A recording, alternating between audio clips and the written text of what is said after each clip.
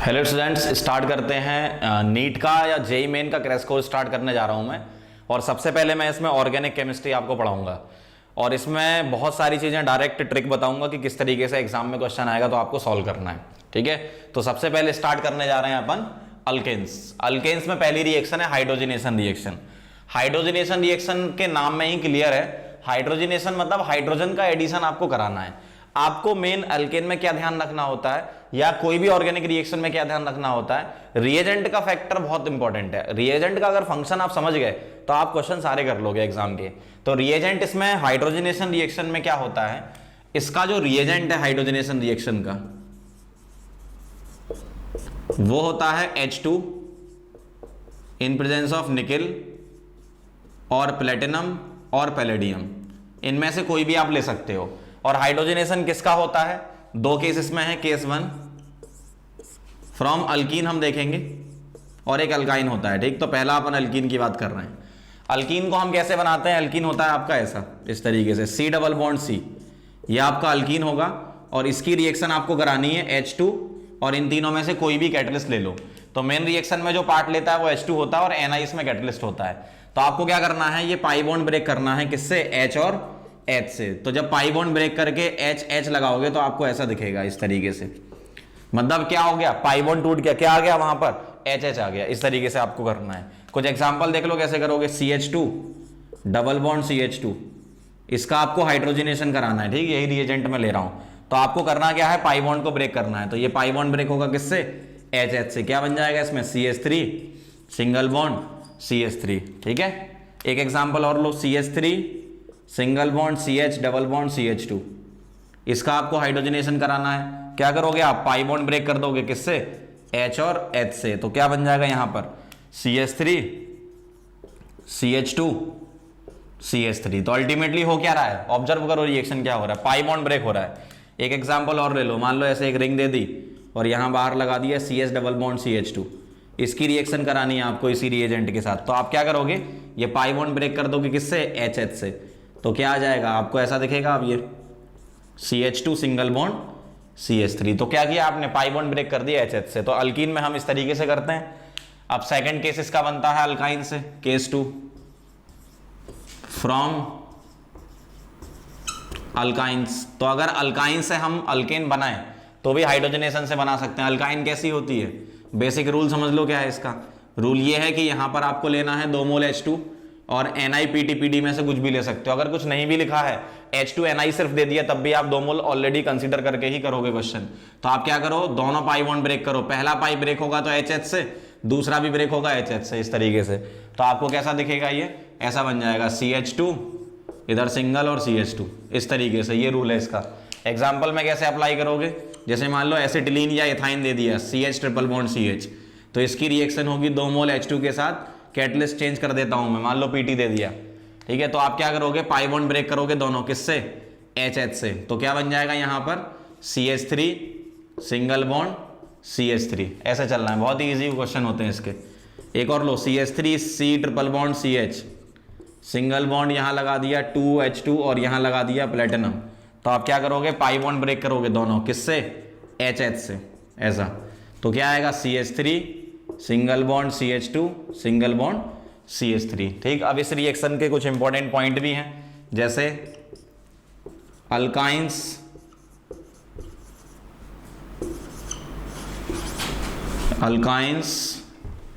React faster than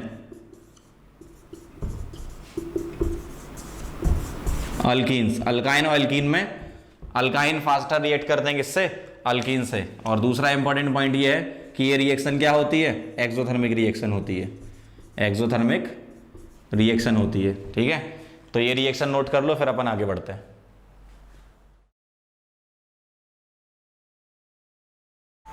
second reaction देखते हैं। Second reaction है अल्काइल हैलाइड से अल्केन बना सकते हैं। कैसे, इसके भी दो केस हैं। Case 1 from reaction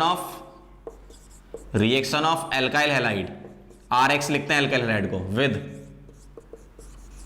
Zn in presence of acidic medium. ठीक है, Zn एसिडिक मीडियम में हाइड्रोजन गैस देता है जिससे इसका रिडक्शन हो जाता है। कैसे कराना है आपको, RX लिखा होगा, Zn H+ दिया होगा, तो आप क्या करोगे, ZnH प्लस H2 दे देगा, तो क्या करोगे आप इस बॉन्ड को ब्रेक करोगे किससे, HH से। इस तरीके से करना है, तो क्या बनेगा RH प्लस HX बनेगा ऐसा। एग्जाम्पल देखो, CH3Cl की रिएक्शन अगर मैं कराऊं इसी रिएजेंट के साथ, तो ये क्या करता है, रिएजेंट का फंक्शन ध्यान होना चाहिए। ZnH प्लस क्या करता है, RH बॉन्ड ब्रेक करता है किससे, HH से, तो क्या बना लेगा ये CH4। मेन अल्केन वाले प्रोडक्ट में लिखते जा रहा हूं। एक और देखो CH3CH2Br, इसका आपको क्या कराना है, ZnH प्लस के साथ रिडक्शन, क्या करोगे, बॉन्ड ब्रेक कर दोगे किससे, HH से, क्या बन जाएगा CH3CH3। इस तरीके से करना है आपको। इसका एक दूसरा केस होता है एल्किल हैलाइड का, केस 2 वुर्ज रिएक्शन। वुर्ज रिएक्शन में क्या होता है, एल्किल हैलाइड दिया जाएगा आपको और Na ड्राई ईथर होता है, तो RX की रिएक्शन होती है Na in presence of dry ether, और Na ड्राई ईथर क्या करता है, कपलिंग करता है RX में। कैसे करता है देखो, आप क्या करोगे, इस तरीके से करोगे, RX लिख दो और इसमें क्या करो, आप बॉन्ड ब्रेक कर दो, बीच से ब्रेक करना। बीच से ब्रेक करने का मतलब क्या है, रेडिकल बनेंगे, होमोलिटिक बॉन्ड फिजन होगा, तो जब रेडिकल बनेंगे तो आप क्या करो, इसके 2 मोल ले लो, ठीक है। तो जब ये बॉन्ड ब्रेक करा तो मुझे 2 रेडिकल मिले, कौन से वाले, R रेडिकल, X रेडिकल नहीं लिख रहा हूं, उसका कोई काम नहीं इसलिए। अब 2 R रेडिकल मिले और इसको आपस में ज्वाइन करा दो, तो ये क्या बन जाएगा, R बन जाएगा। तो आप क्या करना है, आपको Na ड्राई ईथर मिला, एल्किल हैलाइड मिला, तो बॉन्ड ब्रेक करके 2 रेडिकल बना के उसको कंबाइन करवा देंगे। कैसे, एग्जांपल से और समझ लो, CH3Cl Na ड्राई ईथर आपको दे रखा है रिएजेंट, ठीक है। तो आप क्या करो, इसके 2 मोल ऑटोमेटिकली ले लो, बॉन्ड ब्रेक करो, क्या रेडिकल रेडिकल, क्या मिलेगा आपको CH3 रेडिकल और एक दूसरा CH3 रेडिकल, इन दोनों को ज्वाइन करा के क्या लिख दोगे, CH3 सिंगल बॉन्ड CH3। इस तरीके से रेडिकल रेडिकल की बॉन्ड बना देना। एक और देख लो, CH3CH2Cl, इसकी रिएक्शन हो रही है Na ड्राई ईथर के साथ, आपने क्या करा, बॉन्ड ब्रेक किया, रेडिकल रेडिकल 2 मोल लिए, CH3CH2 रेडिकल, और इसका क्या करो, मिरर इमेज लिख लो, CH2CH3 रेडिकल ऐसा, ठीक है। और इन दोनों को रेडिकल को ज्वाइन करा दो, तो ये क्या बनाएगा, ये बनाएगा N ब्यूटेन, CH3CH2 और CH3, ठीक है। बॉन्ड लाइन में एक क्वेश्चन ले लेते हैं, जैसे मान लो आपको ऐसा लिखा है इस तरीके से, यहां लगा दिया इन्होंने Br, Na ड्राई ईथर कराना है, तो आप क्या करोगे, रेडिकल वाला बॉन्ड ब्रेक कर लो, कैसे के होमोलिटिक, एक रेडिकल यहां एक यहां, इसके 2 मोल ले लो, कैसा मिलेगा आपको, एक रेडिकल ऐसा, और इसका मिरर इमेज लगा दो, किस तरीके से, ऐसे बना दो, ठीक है, इस तरीके से मिरर लगा दो यहां पे। तो आप क्या करो, रेडिकल रेडिकल ज्वाइन करा दो, तो क्या बन जाएगा, ये ऐसा दिखेगा आपको इस तरीके से, ठीक है। अगर एक ही कंपाउंड में 2 हेलोजन आ गए, सपोज ऐसा दे दिया आपको, एक जगह Cl लगा है और एक जगह क्या लगा दिया, Br Na ड्राई ईथर, तब भी कोई दिक्कत नहीं है। आप क्या करो, बॉन्ड ब्रेक करो, रेडिकल रेडिकल। अब आपको 2 मोल लेने की जरूरत नहीं है, क्योंकि एक ही में ही 2 हेलोजन दे रखे हैं, तो 2 रेडिकल यहां बन गए, इसको आपस में ज्वाइन करा दो, तो कैसा बन जाएगा, ये इस तरीके से बन जाएगा, है ना। तो वुर्ज रिएक्शन के क्वेश्चन कैसे करने देख लो, इसको नोट कर लो, फिर आगे बढ़ते हैं।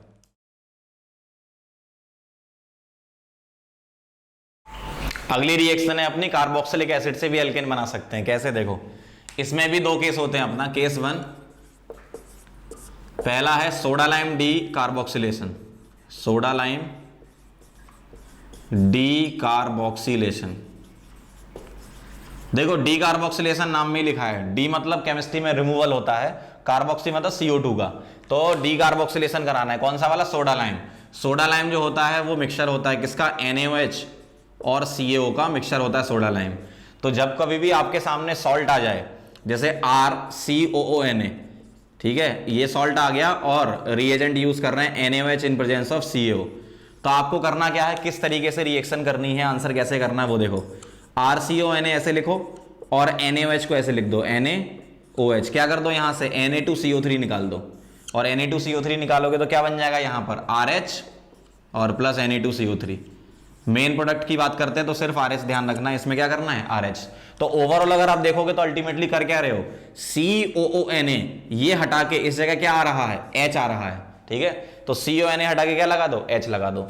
कभी कभी ऐसा भी दिया जाता है कि आपको मान लो एसिड ही दे दें, RCOH, और फिर बोल दें आपको soda lime NaOH plus CO, तो आप क्या करो, इस अगर एसिड आ गया तो एसिड में CO2 उड़ा दिया करो, ठीक है, CO2 उड़ा दो ऐसे, तो क्या बनेगा यहां पर RH बनेगा।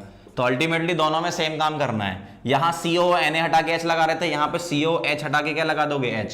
जैसे एक एग्जांपल देख लो,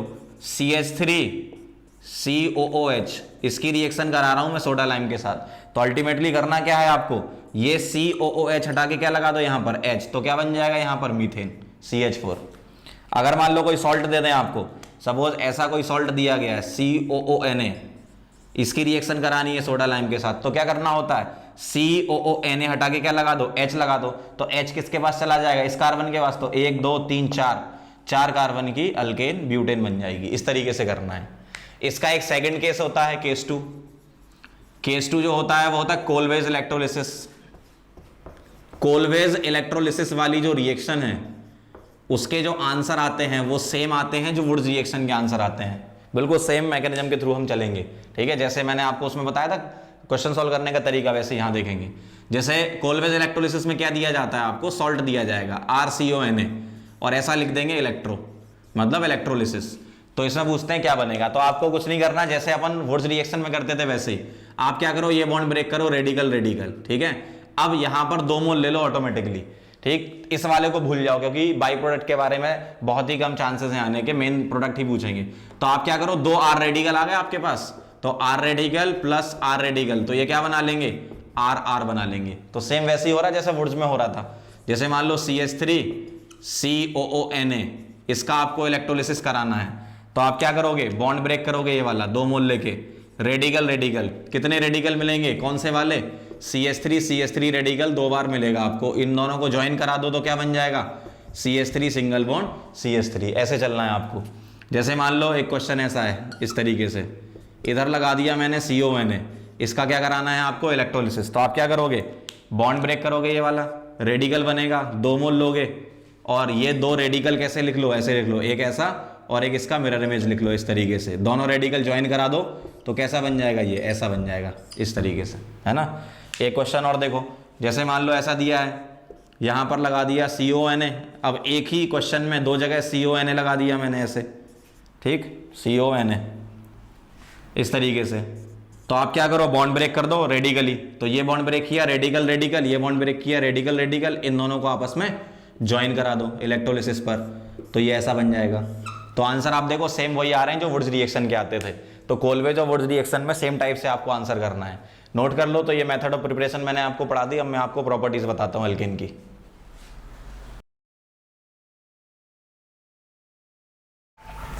अगली प्रॉपर्टी पे चलते हैं अपन। अगला अपना जो टॉपिक है प्रॉपर्टी ऑफ अल्केन्स में केमिकल प्रॉपर्टी बता रहा हूं मैं। पहली और सबसे इंपॉर्टेंट प्रॉपर्टी हेलोजिनेशन, बहुत ही इंपॉर्टेंट है ये, ध्यान से समझना। हेलोजिनेशन में क्या होता है, देखो अल्केन की रिएक्शन होती है X2 in presence of sunlight. Sunlight की जगह आप यूवी लाइट या फिर टेम्परेचर भी ले सकते हो, अप्रोक्सीमेटली 300 से 500 डिग्री सेंटीग्रेड के आसपास भी ले सकते हो। तो RH की रिएक्शन जब इससे होती है तो बनता है RX प्लस HX। ठीक है, मेन प्रोडक्ट पे ध्यान देना, RX बनता है एल्किल हैलाइड। कैसे बनाना है, RH और X2 को ऐसे लिख लो XX, ऐसे सनलाइट, यहां से HX को उठा के अलग निकाल दो तो क्या बन जाएगा RX। मेन प्रोडक्ट लिख रहा हूं बस, इस तरीके से आपको करना है ना। अब इसमें रिएक्टिविटी की बात आती है, तो रिएक्टिविटी सबसे ज्यादा किसकी होती है, F2 की, फिर Cl2 की, फिर Br2 की, फिर I2 की। F2 वाली reaction highly uncontrol vigorous reaction होती है तो ये नहीं कराते हम। I2 की बहुत स्लो रिएक्शन होती है तो ये भी नहीं कराते, लेकिन एक एग्जांपल में बता दूंगा कि आप ये भी करवा सकते हो। मेन फोकस अपना किस पे रहेगा, क्लोरीनेशन और ब्रोमिनेशन पर रहेगा। ठीक है, तो अब इसमें क्वेश्चन किस टाइप के आपको एग्जाम में मिलेंगे। एक क्वेश्चन तो ऐसा होता है कि टोटल नंबर ऑफ प्रोडक्ट बता दो, ठीक है, ऑन मोनोहेलोजिनेशन या मोनोक्लोरिनेशन या मोनोब्रोमिनेशन, ऐसा पूछेंगे। और एक मेजर माइनर वाला पूछेंगे। तो पहले मैं वो वाला पार्ट आपको बताता हूं जिसमें टोटल नंबर ऑफ प्रोडक्ट के बारे में बात करेंगे। ठीक है, जैसे हेडिंग करके लिख लो, how to find total number of products, total number of products. तो पहले मैं आपको ये बताऊंगा और फिर उसके बाद मैं आपको बताऊंगा मेजर कैसे लिखते हैं और माइनर कैसे लिखते हैं। तो टोटल नंबर ऑफ प्रोडक्ट कैसे लिखना, देखो बेसिक रिएक्शन से समझेंगे। जैसे मीथेन है, इसका आपको हेलोजिनेशन कराना है, और कौन सा बोल रहे हैं आपसे, जो हम टोटल नंबर ऑफ प्रोडक्ट की बात कर रहे हैं वो किसमें कर रहे हैं, इन मोनोहेलोजिनेशन। मोनोहेलोजिनेशन, मोनोहेलोजिनेशन का मतलब क्या है, एक ही बार आपको हेलोजन लगाना है। तो मीथेन में बताओ कितने टाइप के H हैं, एक ही टाइप का H है। इसका मतलब इस H को हटा के आप X लगा सकते हो, तो इसमें कितने बनेंगे प्रोडक्ट, एक ही बनेगा। अगर मैं आपसे इथेन के बारे में पूछूं, इथेन, इसमें बताओ आपको मोनोहेलोजिनेशन में कितने प्रोडक्ट बनेंगे। अब यहां से h हटा के x लगाओ या यहां से लगाओ, बात तो बराबर ही है, तो हम एक बोलेंगे। अगर मान लो प्रोपेन में बोला गया तो अब ध्यान से देखना, देखो ये वाला और ये वाला सेम है, तो इन दोनों में से कोई भी एक ले लो। मान लो आपने यहां लगाया और एक ये वाला अलग हो गया इससे, है ना, तो एक ये हो गया, तो इसका आंसर क्या आ गया, 2 आ गया। अगर मैं ब्यूटेन के बारे में बात करूं तो ब्यूटेन में क्या करूंगा, अब देखो जरा ध्यान से, ये वाला और ये वाला सेम है, ये वाला और ये वाला सेम है, तो इन दोनों में से कोई भी एक ले लिया तो यहां पे लगा दिया, और इन दोनों में से कोई भी एक ले लिया तो यहां पे लगा दिया। अब थोड़ा ध्यान देना है यहां पर, अगर क्वेश्चन में आपका लिखा हुआ है, अगर क्वेश्चन में आपका लिखा हुआ है एक्सक्लूडिंग स्टीरियो, तो अपन सिर्फ स्ट्रक्चर के बारे में बात करेंगे और आपका आंसर क्या होगा, 2। ये क्या हो गया, एक्सक्लूडिंग स्टीरियो, एक्सक्लूडिंग स्टीरियो। अगर आपसे ऐसा बोला गया है कि इंक्लूडिंग स्टीरियो बताओ, तो आपको फिर इसमें कायरल कार्बन चेक करना पड़ेगा। इसमें कोई कायरल है क्या, नहीं है, तो एक ये काउंट होगा। इसमें कायरल है क्या, है, कौन सा वाला, ये वाला, तो 2 ये काउंट होंगे, तो 1 + 2 = क्या आ जाएगा, 3। और ये क्या आ गया, इंक्लूडिंग स्टीरियो। तो जहां भी कायरल आ जाए तो उसके लिए आप 2 काउंट कर लोगे, है ना। तो ये एक्सक्लूडिंग स्टीरियो और ये इंक्लूडिंग स्टीरियो, तो डिपेंड करता है कि क्वेश्चन में क्या लिखा है। अगर एक्सक्लूडिंग लिखा है तो अपन ये लिखेंगे 2 आंसर, इंक्लूडिंग लिखा है तो 3, कुछ नहीं लिखा है तो इंक्लूडिंग मान के आंसर 3 करेंगे अपन। तो इस तरीके से हम टोटल नंबर ऑफ प्रोडक्ट निकालते हैं। एक एग्जांपल और कर लेते हैं, मान लो ऐसा लिखा है, इसके लिए आपको बताना है total number of product including और एक्सक्लूडिंग। देखो एक बार आप यहां पर h हटा के x लगा सकते हो, जैसे ही आपने यहां से h हटा के x लगाया, सपोज आपने ऐसा लगाया, तो ये कायरल हो गया ना, लगा यहां रहे हो, कायरल ये हो रहा है, तो ध्यान रखना यहां पर लगाने से ये कायरल हो जाता है, तो अब मैं यहां पे 2 बोलूंगा। एक बार यहां पर h हटा के x लगा सकते हो तो एक यहां बोलूंगा, ये दोनों सेम हो गए, ठीक है, तो कोई भी एक ले लिया मैंने। एक बार यहां से h हटा के x लगा सकते हो तो ये खुद कायरल हो जाएगा, तो 2 ही आएंगे, ठीक है। एक बार यहां से h हटा के x लगाओगे तो कोई कायरल नहीं होगा, तो 1 ही आएगा। तो टोटल कितने आएंगे, 2 2 4 5 6, इंक्लूडिंग और एक्सक्लूडिंग कितने, सिर्फ स्ट्रक्चर 1 2 3 4, तो 4 बोलूंगा मैं एक्सक्लूडिंग स्टीरियो, एक्सक्लूडिंग स्टीरियो, और 6 बोलूंगा मैं इसमें क्या, इंक्लूडिंग स्टीरियो। तो इस तरीके से आपको सोचना है एग्जाम में। कोई बहुत बड़े क्वेश्चन तो आएंगे नहीं, नीट और मेन में आएंगे तो इसी टाइप के सिंपल क्वेश्चन ही आएंगे। नोट कर लो इसको, फिर मैं नंबर ऑफ प्रोडक्ट के बाद आपको बताता हूं मेजर माइनर कैसे डिसाइड करते हैं।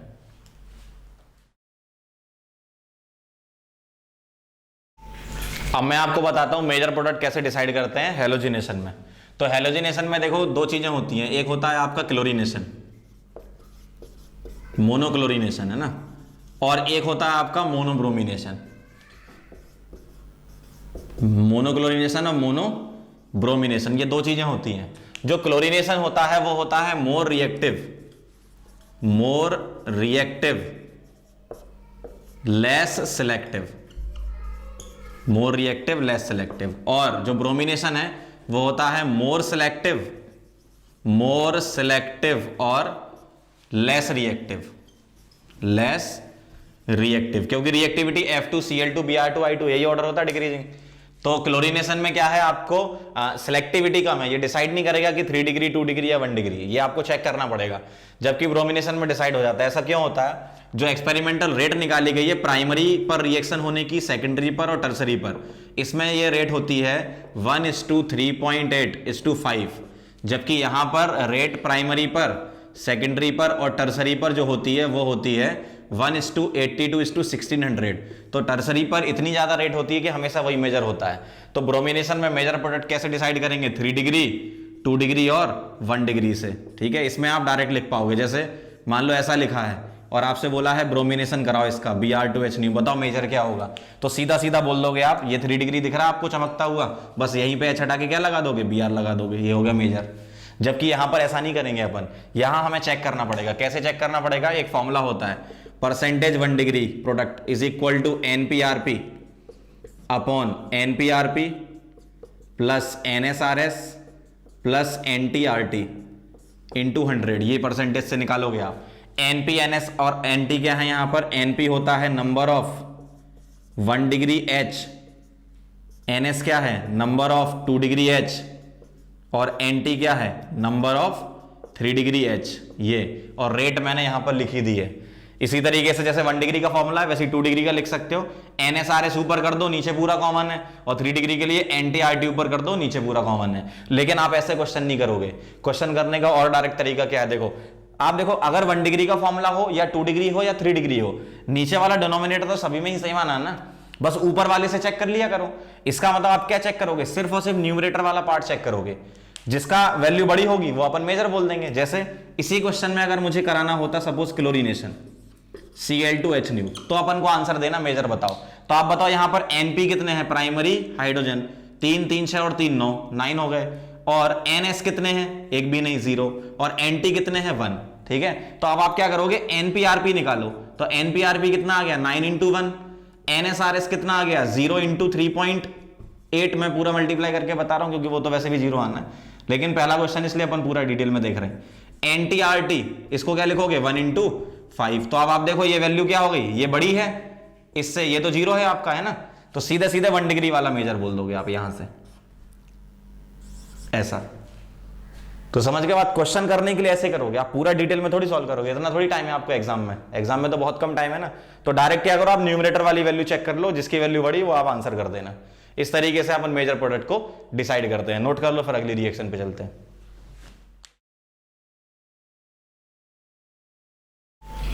हेलोजिनेशन इसकी पहली प्रॉपर्टी थी, अब सेकंड प्रॉपर्टी पे चल रहे हैं अपन इसके, है ना। पहली वाली ही सबसे ज्यादा इंपॉर्टेंट है हेलोजिनेशन, उसको आपको बिल्कुल तैयार करके जाना है, बाकी की छोड़ दोगे तब भी कोई दिक्कत नहीं, लेकिन एक बार देख लेते हैं क्या होता है। सेकंड है एरोमेटाइजेशन। एरोमेटाइजेशन में क्या होता है, अल्केन से एरोमेटिक रिंग बनती है। जैसे हेक्सेन है मेरे पास 1 2 3 4 5 6, इसकी रिएक्शन है Cr2O3 और V2O5 और MO2O3 मोलिब्डेनम ट्राइऑक्साइड। ये टेम्परेचर है 500 डिग्री सेंटीग्रेड के अप्रोक्स और प्रेशर होता है 10 से 20 atm। ठीक है, ये इसकी कंडीशन होती है। तो हेक्सेन से बनता है इसमें बेंजीन, डायरेक्ट याद रखना है आपको ये, है ना। अगर मान लो यहां पर 7 कार्बन आ जाते, 1 2 3 4 5 6 7, अगर 7 कार्बन आ जाते, यही कंडीशन होती, तो 6 कार्बन की तो बेंजीन रिंग बन जाती और एक मिथाइल रह जाता, है ना। 6 की तो रिंग बन गई और एक मिथाइल रह जाता, मतलब ये टोलुइन बन जाता। अब इसी से ये आगे एक रिएक्शन है जिसको बोलते हैं आइसोमराइजेशन। आइसोमराइजेशन रिएक्शन में क्या होता है, देखो आइसोमराइजेशन रिएक्शन में आइसोमर बनता है। जैसे मान लो मेरे पास दिया है एन ब्यूटेन, इसकी रिएक्शन हो रही है एनहाइड्रस AlCl3 और कॉन्सेंट्रेटेड HCl के साथ, तो इसका आइसोमर बना दो। ठीक है, इस अगर ये रिएक्शन दी तो इसका आइसोमर, तो 4 का एक आइसोमर क्या बनेगा, 3 की चेन और एक ब्रांच, तो इसका एक आइसोमर ये हो गया। अगर 5 की चेन होती यहां पे तो उसके डिफरेंट आइसोमर और बन सकते हैं। जैसे अगर 5 की चेन है यहां पर, तो 4 की चेन एक ब्रांच और 3 की चेन में 2 ब्रांच, इस तरीके से आप बना दोगे। तो ये आइसोमराइजेशन हो गई। 4th नंबर पर है कंट्रोल ऑक्सीडेशन। कंट्रोल ऑक्सीडेशन में कई सारी रिएक्शन होती हैं, लेकिन हमें जो इंपॉर्टेंट रिएक्शन है वो पढ़नी है। तो कंट्रोल ऑक्सीडेशन में हम 3 डिग्री के ऑक्सीडेशन के MnO4 से कराएंगे। जैसे आपको दिया हुआ है ऐसा CH CH3 CH3 CH3, isobutane नाम है इसका। तो इसकी रिएक्शन करानी है KMnO4 से। तो KMnO4 क्या करता है, ओनली 3 डिग्री H का ऑक्सीडेशन करता है, सिर्फ 3 डिग्री H का, ध्यान रखना।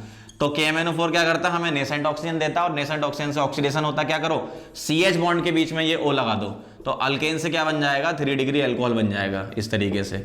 और ये 3 डिग्री H का ही ऑक्सीडेशन करता है, कंट्रोल ऑक्सीडेशन इसको बोलते हैं। एक और रिएक्शन है इसमें जिसको बोलते हैं कंबस्शन रिएक्शन, फिजिकल केमिस्ट्री में बहुत बार यूज होती है। तो कंबस्शन रिएक्शन में हाइड्रोकार्बन के लिए लिख देता हूं, बिल्कुल याद कर लेना, CXHY plus X plus YY4, ये कोफिशिएंट होता है इसका, O2 gives XCO2 plus Y/2 H2O, इस तरीके से। ठीक है, अगर आपको पूरी ये नहीं रटनी है तो बैलेंसिंग किस सीक्वेंस में याद लिखोगे वो याद कर लेना। कार्बन को सबसे पहले बैलेंस करना, ठीक है, फिर हाइड्रोजन को और फिर ऑक्सीजन को, ये इसकी सीक्वेंस होती है। अदरवाइज आप ये पूरा का पूरा याद भी कर सकते हो।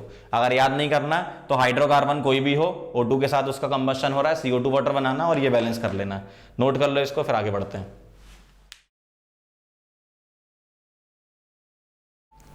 अगले टॉपिक पे चलते हैं। अगला फिजिकल प्रॉपर्टी। एक ही फिजिकल प्रॉपर्टी है जो इंपॉर्टेंट है, जो कि बॉइलिंग पॉइंट। ठीक है, तो 2 पॉइंट इसमें ध्यान रखने हैं। पहला पॉइंट लिख लो, boiling point is directly proportional to number of carbon atoms. जितने ज्यादा कार्बन एटम होंगे उतना ज्यादा इसका बॉइलिंग पॉइंट होगा। जैसे ब्यूटेन, पेंटेन और हेक्सेन, किसका बॉइलिंग पॉइंट ज्यादा, हेक्सेन का, फिर पेंटेन का और फिर ब्यूटेन का। लेकिन कभी कभी ऐसा होता है कि if number of carbon atoms are same, ये कब होगा, ये तब होगा जब आइसोमेरिक एल्केन दिए जाएंगे। तो number of carbon atom same होंगे, तो उस केस में कैसे करोगे, boiling point is inversely proportional to number of branches, जितनी ज्यादा ब्रांच होंगी उतना कम बॉइलिंग पॉइंट होगा। ये सरफेस एरिया पे डिपेंड करता है। सरफेस एरिया अगर ब्रांच बढ़ रही है तो सरफेस एरिया कम होता जाएगा, बॉइलिंग पॉइंट कम होता जाएगा। वंडरवल फोर्सेस से ही चलते हैं अपन। तो अगर मान लो मैं ऐसा लिखूं ब्यूटेन और एक दे दिया आइसोब्यूटेन, तो इसका ज्यादा क्यों, इसमें ब्रांच आ गई। इसी तरीके से मैं क्या लिखूंगा, pentane 2 methyl butane 2 dimethyl propane, तो ये ऑर्डर आ जाएगा, क्यों, ब्रांच बढ़ती जा रही है। ठीक है, तो एक ही प्रॉपर्टी है, इंपॉर्टेंट जरूर पढ़ के जाना, नोट कर लो इसको, फिर मैं आपको एल्केन के कुछ और क्वेश्चन करवाता हूं।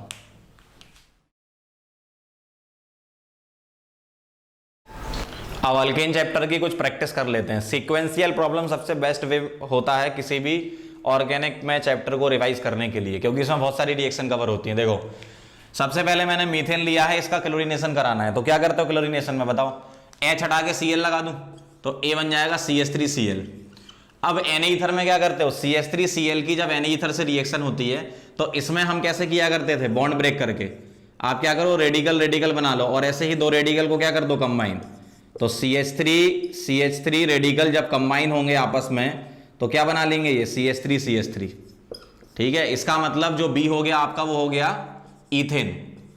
अब आपको क्या करना है, ब्रोमिनेशन कराना है इसका, तो फिर से H हटा के Br लगा दो। अब ये दोनों तो सेम है तो कहीं भी हटाओ, तो CH3 CH2 Br आ जाएगा। अब थोड़ा ध्यान देना, CH3 CH2 Br, ये C आ गया आपका। अब C से वापस B बनाना है, B क्या था, CH3 तो आपको वो रिएजेंट बताना है D क्या होगा। तो वो रिएजेंट क्या होगा, देखो RX से RH किस में बनता था, RX से RH ये बनता था ZnH+ में, याद करो ZnH+ क्या करेगा इसके साथ, ZnH+ इसमें बॉन्ड ब्रेक करेगा किससे, H और H से, तो आपका क्या बन जाएगा, CH3 बन जाएगा यहां पर, है ना, इस तरीके से। अब एक रिएक्शन और है, आपको ई अल्काइन बतानी है जिससे ये अल्केन बने H2PD में। अब देखो यहां पर 2 मोल लिखा नहीं है लेकिन वो अंडरस्टूड है पहले से ही कि 2 मोल होंगे, तो इसका उल्टा चलना है आपको। तो इसमें से आप H2 निकाल दो 2 बार, तो एक H यहां से एक H यहां से उठाओगे, H2 निकालोगे तो 1 पाई आएगा, फिर दोबारा वैसे ही करोगे तो 1 और पाई आ जाएगा। इसका मतलब जो अल्काइन आ जाएगी वो हो जाएगी आपकी एसिटिलीन। ठीक है, ये आएगा आपका आंसर। तो आप चेक कर लो एक बार सारे आपने आंसर्स। ठीक है, नोट करो, फिर एक क्वेश्चन और करवाता हूं।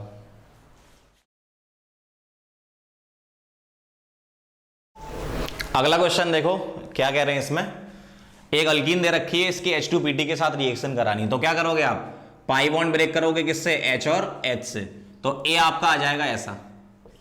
अब इसका आपको क्या कराना है, mono halogenation, total number of product बताने। अब यहां कहीं लिखा है क्या एक्सक्लूडिंग या इंक्लूडिंग, नहीं लिखा ना, कुछ नहीं लिखा होता तो इंक्लूडिंग स्टीरियो मानते हैं। तो मेरे पास अल्केन कौन सी है ये, तो इसमें मैं क्या करूंगा, H हटा के X लगाऊंगा, कहां पे, देखो ये वाला ये वाला ये वाला और ये वाला चारों सेम है तो कहीं भी एक जगह लगा दो।